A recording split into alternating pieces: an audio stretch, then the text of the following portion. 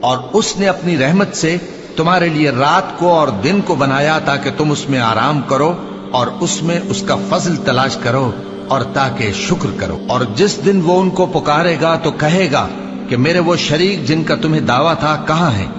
اور ہم ہر ایک امت میں سے ایک گواہ نکال لیں گے،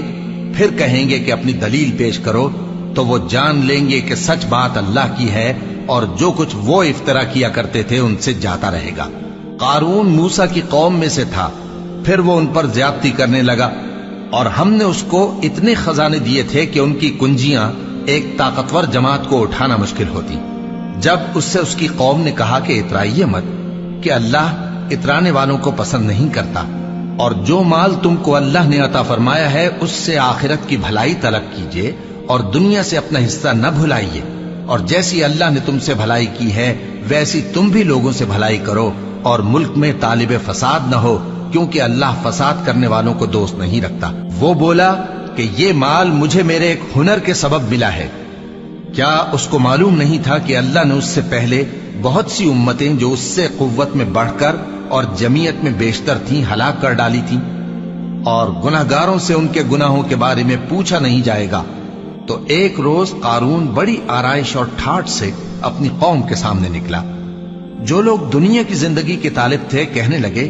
کہ جیسا مال و متاع قارون کو ملا ہے کاش ایسا ہی ہمیں بھی ملے،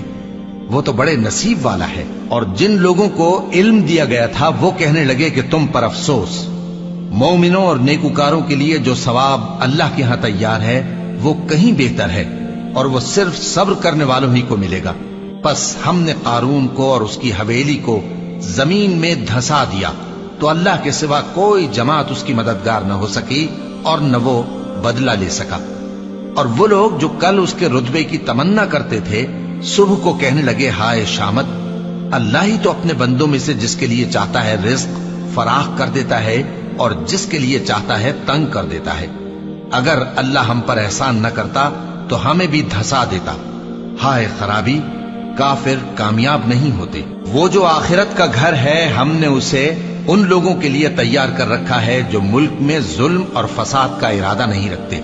اور انجام نیک تو پرہیزگاروں ہی کا ہے۔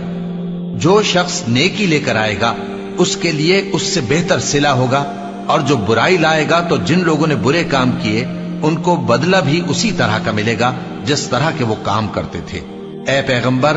جس اللہ نے تم پر قرآن کے احکام کو فرض کیا ہے وہ تمہیں پہلی جگہ لوٹا دے گا۔ کہہ دو کہ میرا پروردگار اس شخص کو بھی خوب جانتا ہے جو ہدایت لے کر آیا، اور اس کو بھی جو کھلی گمراہی میں ہے۔ اور اے نبی،